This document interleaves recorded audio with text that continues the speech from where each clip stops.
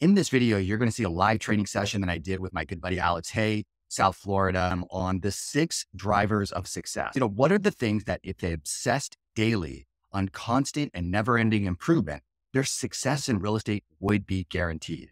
I hope this helps you to center your focus on the core components of success in real estate. If I interviewed 1,000 of the most successful agents on the planet, every single one of them would have a clear number one driver of success, which is some version of a client, sphere of influence, professional networking, and agent referral game plan.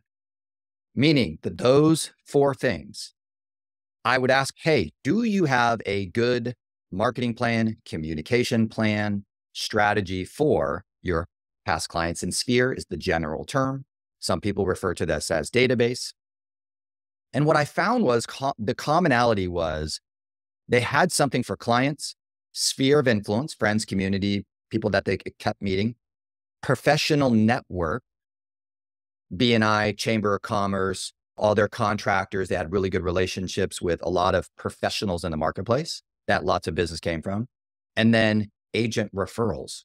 So category number 1 is constant, never-ending improvement to the marketing, communication, event, networking game plan for this group of people to increase referrals, repeat business, introductions, and recommendations.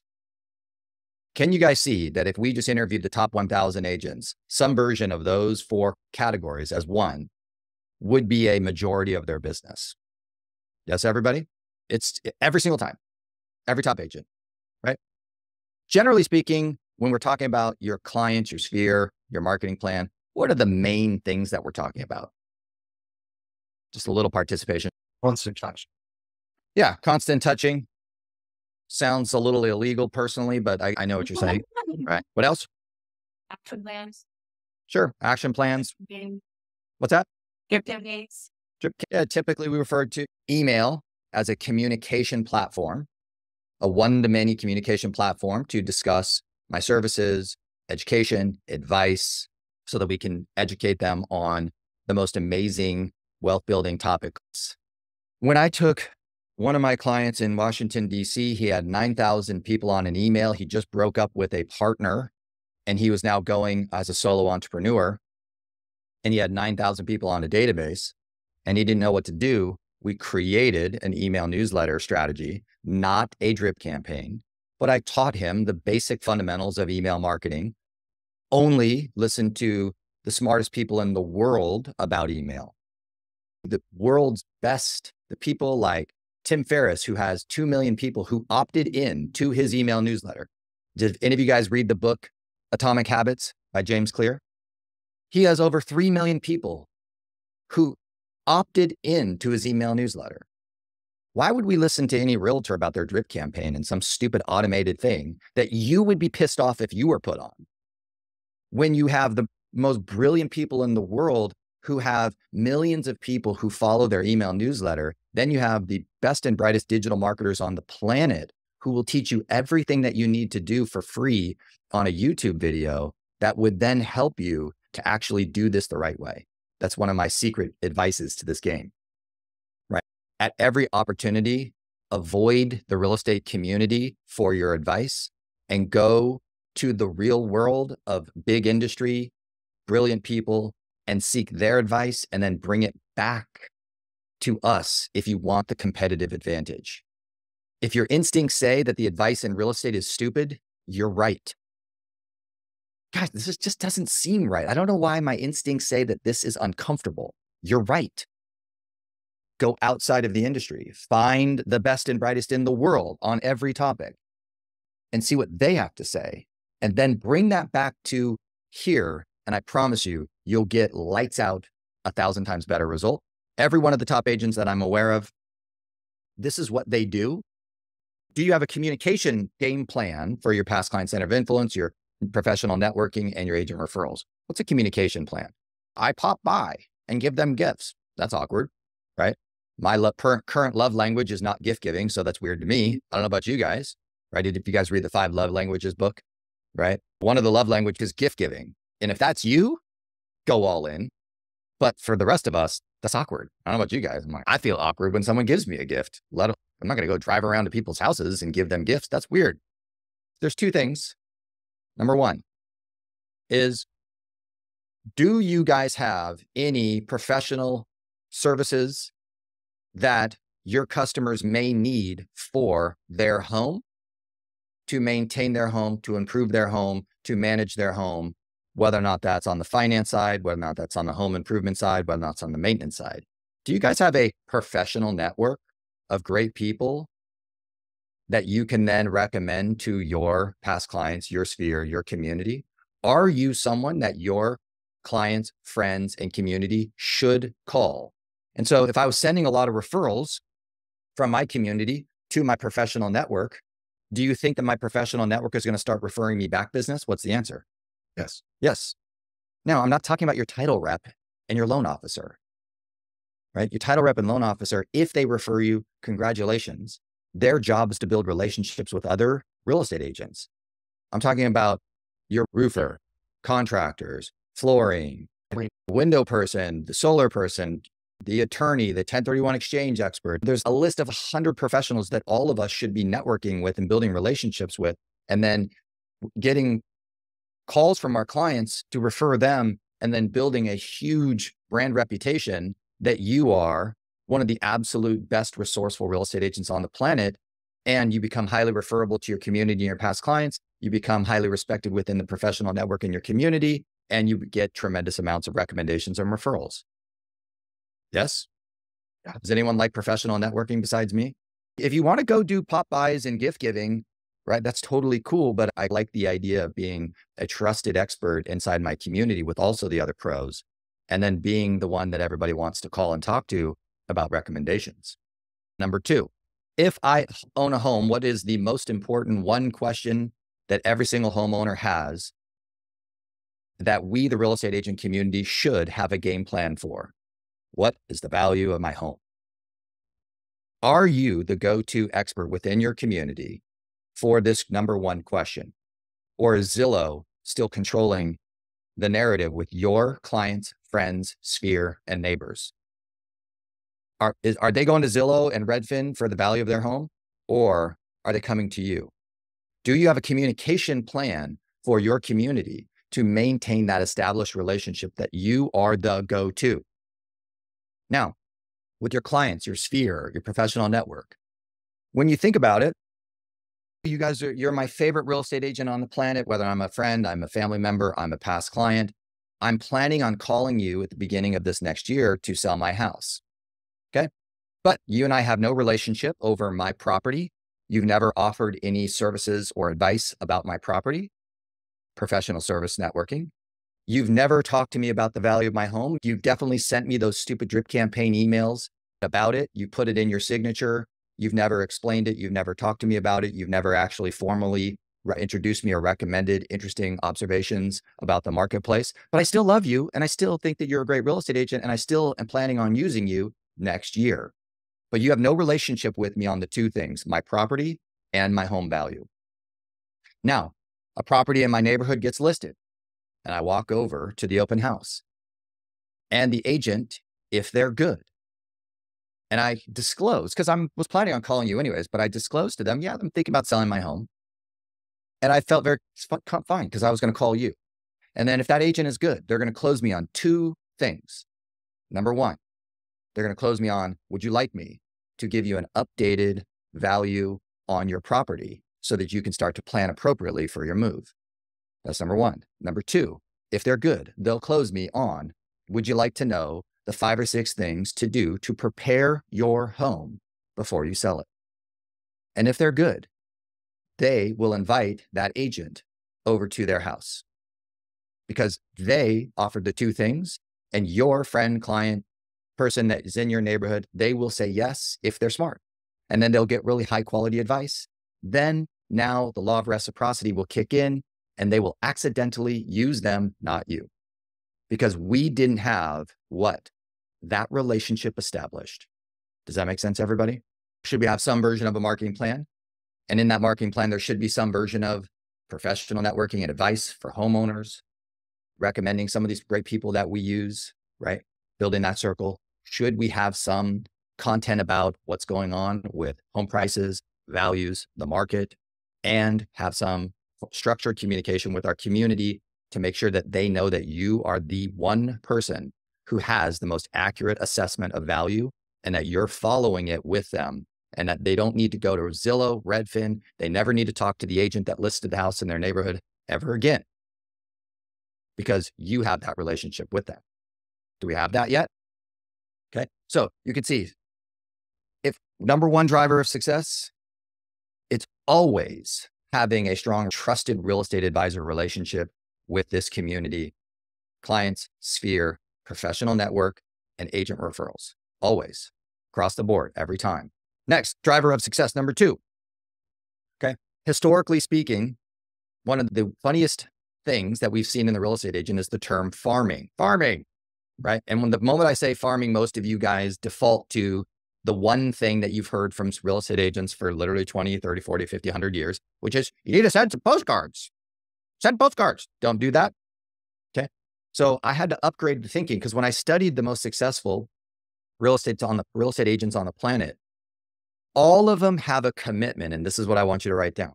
They have a commitment to dominating a geographic territory. They have a commitment to dominating a geographic territory.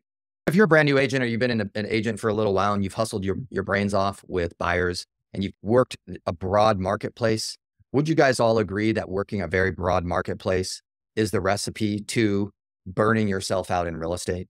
This is one of my favorite lines ever with one of my coaches at the time. And her name's Eileen Rivera. And she said, my perfect real estate day. I go on 2 listing appointments in the afternoon. And after the second appointment, I'm at home in my pajamas on my couch with a glass of wine within 15 minutes of the last appointment. Now, I didn't get what she was talking about until I was driving home in traffic from South San Diego for an hour and 15 minutes. And then it dawned on, oh, that's what she's talking about. Do you guys have a commitment to serve your communities in which you live in? And then in exchange for high levels of service, that you sell a lot of houses to the community that you are passionate about and committed to. Do you know that market better than a majority of the agents? Have you made a commitment yet to dominate a geographic territory in which you are a community member? That's number 2, right? Number 3, right? My personal favorite, would you guys please write it down this way? Building an online brand. And trust me, I know that this topic is loaded and stupid, so I'll explain intelligently and clearly with you. With digital marketing. Okay. So this is one of those examples when I listen to real estate coaches and real estate agents and real estate influencers talk about building a brand online. Everything I hear just sounds so stupid to me. And my instincts, I get it's like nails on a chalkboard. So if that's you, I'm with you, right? Like, I'm not going to go jump in some pool at a listing so I can get my video to go viral so that everybody knows me. I'm sorry, that sounds really dumb to me. When I started to study the smartest people in the world of marketing, what they said is a brand increases the conversion of your marketing. Now I went, oh my God, that makes a lot of sense to me. Quality brand. Now, what would be the quality brand that all of us would like to have? Let's write this down. Recognized as the smartest and wisest real estate advisor in the marketplace. Is that a brand any of you guys would be okay with? Now, I could wrap myself around that. Yes. Do I want to have a brand as cute, clever, really whatever? No. I just want my community to go, yeah, I think Patrick is one of the more intelligent. He is a real estate agent that provides a wealth of resources and knowledge. He's clearly a top professional real estate agent. You should give him a call for any questions that you have. How many of you would be okay with that brand? Now, without marketing, so let's define the term marketing, right? The purpose of marketing is what, everybody? Let's get some interaction here. What's the purpose of marketing? Go ahead. To expose your brand to the community. Good. Purpose of marketing, to expose your brand. Yep. What else, guys? Show value. Show value. I like that a lot. Yep. What else? To educate. Educate. Huge fan of that. Right. My favorite thing is education marketing. That book right here. One of my favorite books on that topic for you guys. Okay. They ask, you answer. Marcus Sheridan, right? A revolutionary approach to inbound sales, content marketing. I think it's backwards, right? You get the picture. Anyways, but the purpose of marketing for me is to book appointments, online brand, to be recognized as a very respected real estate advisor with marketing that drives people to want to ask me questions and to book appointments with me. Now, do you guys get do you see, once I defined it clearly, it's okay, cool, I can handle that. Yes. And I love what you said, Jim. Let's do education marketing. Okay. So I'm going to be on stage at the Tom Ferry Success Summit in Dallas the end of this month. And I'll just give you guys my main point that I'm going to say. Would you guys write down? Content that creates clients. What's content that creates clients? Because I don't want to do any marketing. I don't want to do anything online. I don't want to do any video. I don't want to do any social media posts unless it's going to create clients. Can anyone relate to that at all? So when you think about content that creates clients, you then have to now go into, there's a very specific formula. In that book, They Ask You Answer. It pretty much outlines the whole thing. So it's very easy. Just grab that book and he'll explain the whole thing and you guys will be off and running. Okay. But here's what I found. When I provide education in my marketing, whether that's email or social or YouTube or whatever that is in a newsletter, whenever I provide educational content, that the general person who reads it goes, oh my gosh, thank you for answering that question that I had. Thank you for introducing me to a tip that I was unaware of. Thank you for explaining the thing that made no sense to me. Thank you for introducing me to a strategy or a tactic that I was unaware of. And thank you for shedding light in what a successful real estate advisor, what they would do with their customer. And when you focus on that, what happens is you get this call, you get this text, you get this email, you get a DM, and someone says, thank you. I've been following you. I've talked to a couple real estate agents. I've met with other real estate agents. I realize I now want to work with you. How many of you guys would like more of that? So again, what I found through all of this stuff. So people are like, oh, do like Tip Tuesday or whatever. Really? Right? Like Tip Tuesday? No. Right? Again, if I go out into the real world, it's like this great book right here. So make sure all of you guys buy that book. For any of you guys that are veterans who are struggling with your time, Buy Back Your Time by Dan Martell. Great book right there. Right? So Dan Martell, when he introduced me to a way of understanding how to buy back my time, a new way. Have I, as a coach and as a Ferry, read every time management book on the planet? What do you guys think? Yes, of course. But then when I listened to that book, I heard a new way that actually resonated deeply with me. He actually solved many of the problems that I have with time management. And of course, I was like, oh my gosh, if Dan Martell was offering any services, I would buy them. That's what I'm talking about for you guys. Okay. So buy both those books, Buy Back Your Time and They Ask You Answer. And I want you to now, follow the advice from They Ask You Answer. It's very simple. My favorite hack right now is just going on to Google Gemini. How many of you guys have been playing around with Google Gemini as an AI? Anyone? Right? How many of you guys have a Gmail account holders? Okay. If you have a Gmail account, if you are one of the weird outsiders that has an Android like me, you should spend the $20 on Google's Gemini AI. Yes. Okay. Because Google's AI integrates into your Gmail account, your calendar, into your Google Docs, into your spreadsheets, right into your Google suite of products and services. Okay. If you still are on a @Gmail account, please stop that and buy a professional Gmail account. So it's @jimbrown.com. And now I have a jim@jimbrown.com paid version of my G Suite account. And then on that one, I would have the $20 a month Google Gemini AI integrating into my workspace. Okay. We know that ChatGPT is a liar, stupid, if you haven't really looked closely, but it is relatively useful.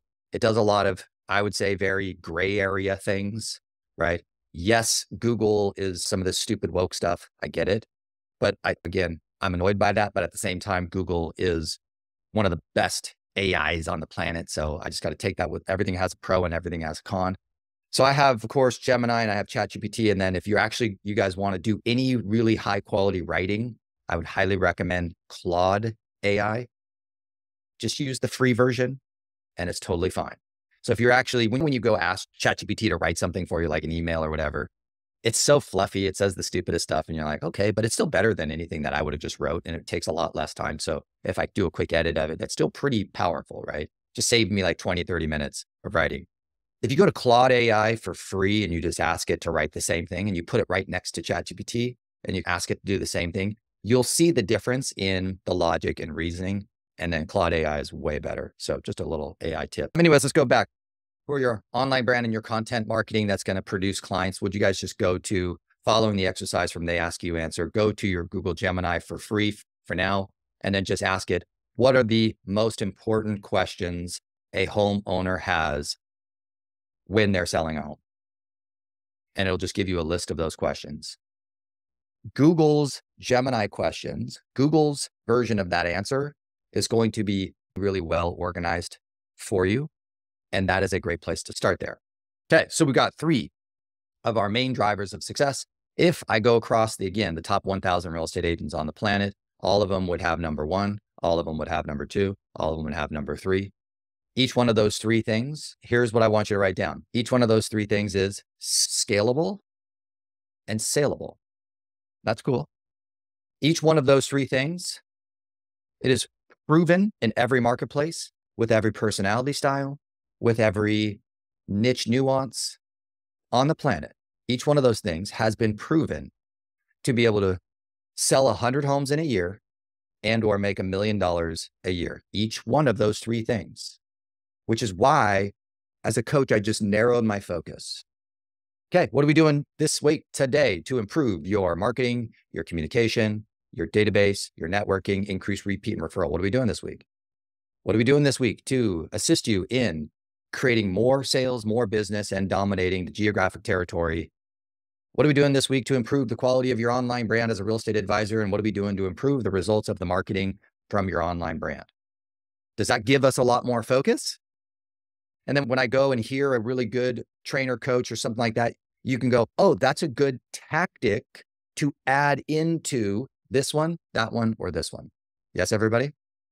So all my coaching clients are going to the Success Summit. There's going to be 400,000 ideas displayed. Top agents and Tom and Jason and right? You guys go to an EXP event and you hear 1,000 amazing ideas from everybody. What I've asked all my coaching clients is put it into a box. That great idea goes here. That great idea goes there. That great idea goes in here. Cool. Goes into those 3 categories. We now go execute. And then does that idea work for you? Does that idea work in your marketplace? And if it does, then let's make it a repeatable and scalable strategy in the mix. And that's how I keep control over this thing and always continue to grow, right? That's why I have numerous coaching clients that make $1 million a year from their database, make $1 million a year from their geographic farm, and make $1 million a year with their online brand. It's because we just drive the focus into the category, right? So as a group, if I said to you, hey, show me your plan, your goal, your business plan, I would command all my coaching clients. I want to see your plan for category 1. What's the goal? Plan for number 2. What's the goal? Plan for number 3. What's the goal? That's it. So let's work on 1, 2, 3, 1, 2, 3, 1, 2, 3, and let's go. Let's get to work. Okay. Drives focus. Now let's go to the last two main drivers, and then we'll finish off with the last one. Okay. Now for my new agents, there is, of course, one that I put over here because I don't really work with a lot of new agents, but there's one thing I refer to it as direct to consumer lead generation. Open house, direct to consumer. Prospecting calls, direct to consumer. Right? There's a direct to consumer component that if you are a new agent, you really do need to. I need to get a client. Go direct to consumer, go get a client. While you're doing direct to consumer, open house, prospecting, whatever the thing is, cool. Start working on these three. Okay. Make money and then work on these three.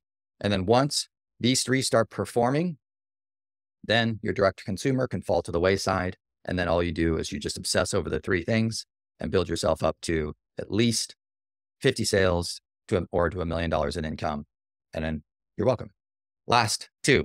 Number one is that the main driver of success is constant and never-ending improvement on how you work and convert buyer leads.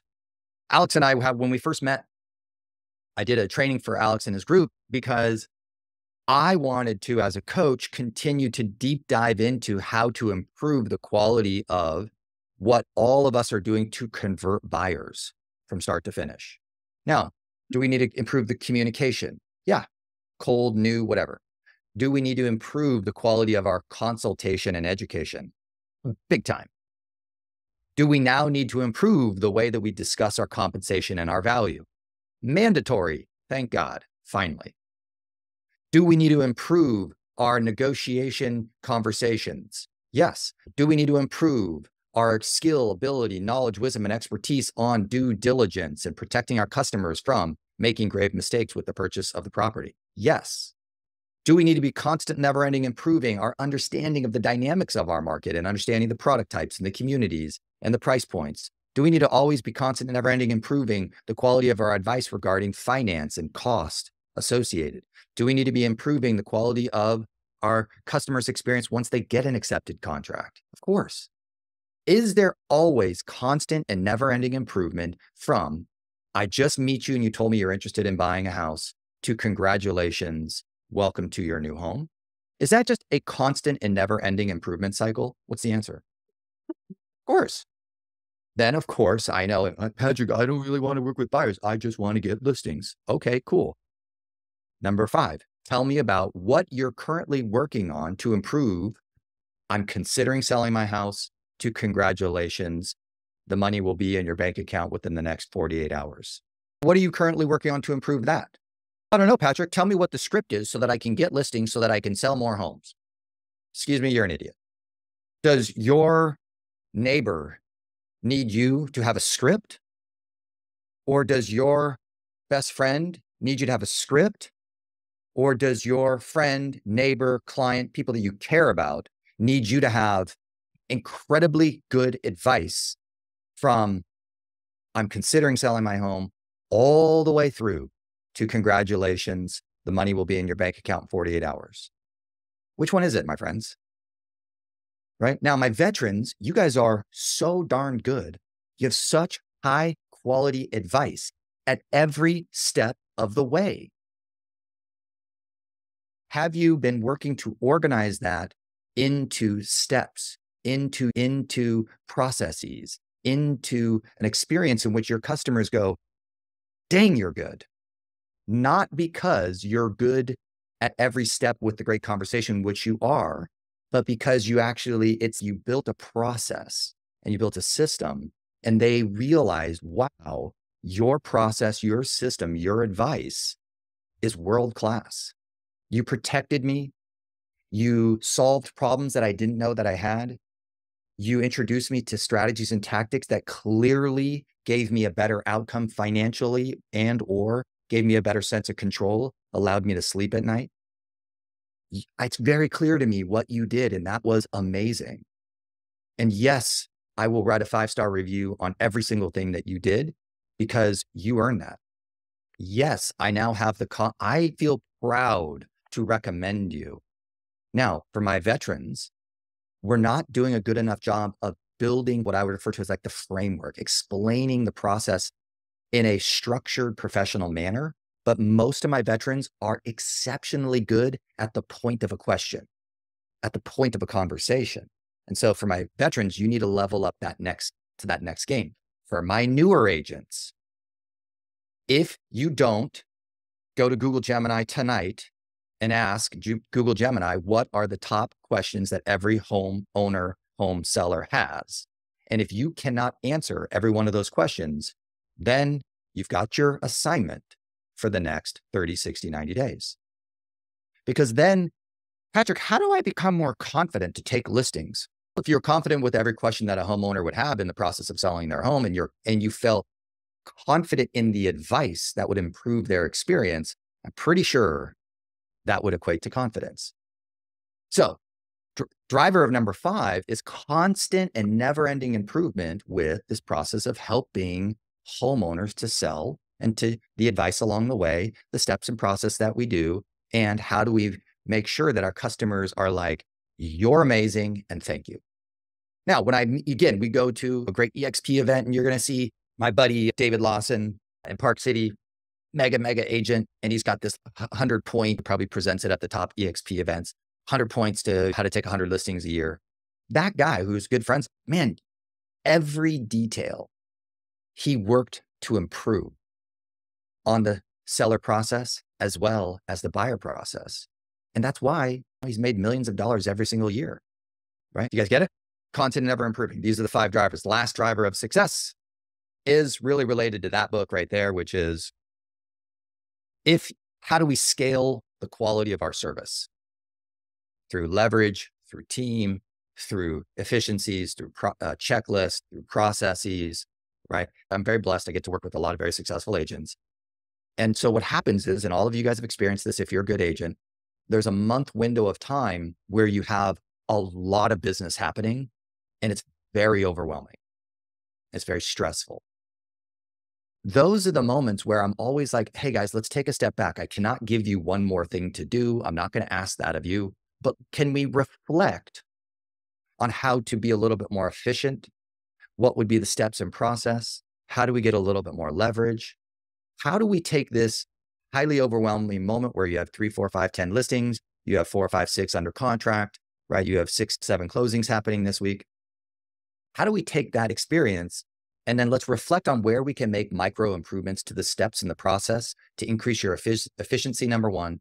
Number 2, avoid any mistakes so that you don't have the stress, right? And so your clients doesn't have any stress. And then number 3, then how do we level it up to make it like a Ritz-Carlton experience? How do we do that? What do we need to do? How do we need to think about your business with process steps? So as you see that every one of the top agents, they figure that stuff out. They work on it. They're obsessed over it. So the 6 drivers of success, I'm leaving the direct to consumer over here on the sidelines. Constant, never-ending improvement on those 6 things. Now, when I read a good book, cool.